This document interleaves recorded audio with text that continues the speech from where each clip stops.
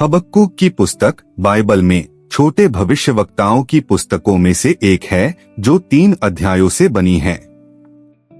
इसमें भविष्यवक्ता हबक्कूक और परमेश्वर के बीच की बातचीत प्रस्तुत की गई है, जिसमें भविष्यवक्ता अपने चारों ओर देखी जाने वाली अन्याय और पीड़ा के बारे में अपनी चिंता व्यक्त करते हैं। पुस्तक का मुख्य संदेश परमेश्वर पर विश्वास रखना है, भले ही परिस्थितियां न्याय और भलाई के विपरीत प्रतीत हों।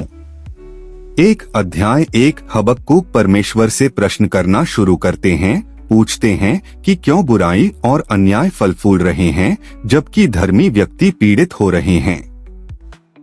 वह यह नहीं समझ पाते कि परमेश्वर कार्रवाई करने में देर क्यों कर रहे हैं।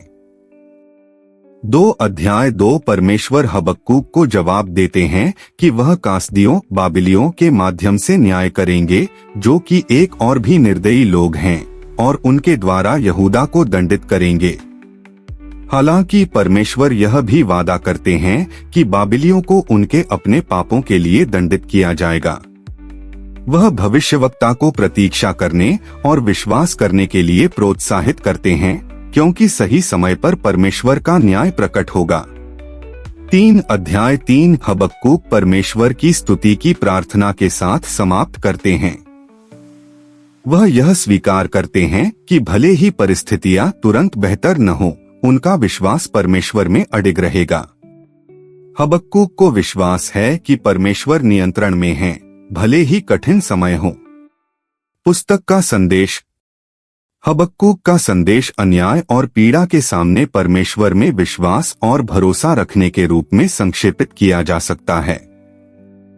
यह पुस्तक सिखाती है कि जब हम यह नहीं समझते कि परमेश्वर क्या कर रहे हैं, या जब चीजें अन्यायपूर्ण लगती हैं, तब भी हमें विश्वास रखना चाहिए कि परमेश्वर नियंत्रण में हैं और उनका न्याय सही समय पर होगा।